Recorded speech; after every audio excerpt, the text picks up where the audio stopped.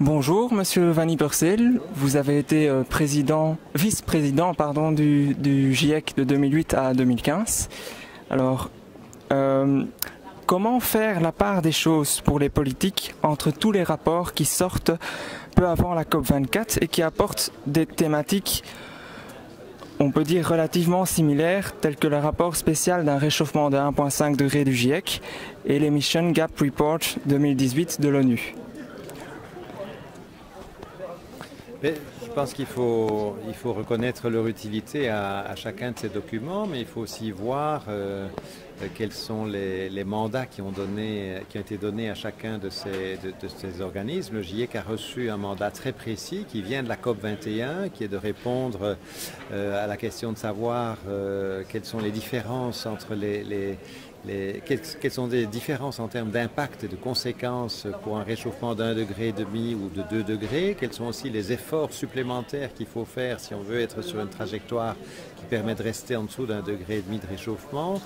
Comment est-ce que cela peut se combiner avec la recherche, la poursuite des autres objectifs de développement durable, dont en particulier, et la demande qui a été faite aux auteurs de ce rapport-là est très précise, l'éradication de la pauvreté, donc une grande attention aux aspects économiques et sociaux.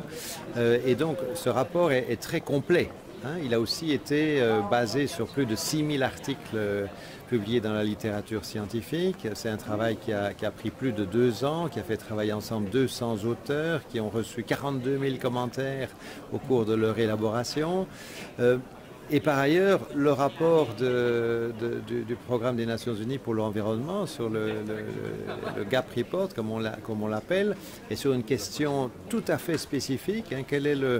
Quel est l'écart entre les émissions projetées sur la base des communications faites par les différents pays dans le cadre de la COP de Paris et les trajectoires qui permettraient de respecter les objectifs, soit un objectif de 2 degrés ou un objectif d'1,5 degré. Mais c'est un petit groupe de scientifiques qui travaillent sur ce rapport-là. Il y a une certaine relecture, mais c'est très loin d'être la même qualité, la même finition que le rapport du GIEC. Alors il y a aussi une autre différence entre le rapport du GIEC et le rapport d'ONU Environnement, c'est que le rapport ONU Environnement est produit sous la responsabilité des scientifiques et sans que le résumé exécutif, le résumé pour les décideurs soit approuvé par les gouvernements, tandis que le rapport du GIEC a son résumé pour les décideurs qui est approuvé par une séance plénière où tous les représentants des gouvernements sont présents.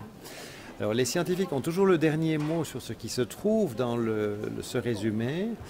Par contre, ce qui peut arriver, c'est que si on n'arrive pas à un consensus, c'est qu'il y a l'un ou l'autre paragraphe qui soit effacé de ce résumé, mais pas du rapport par contre.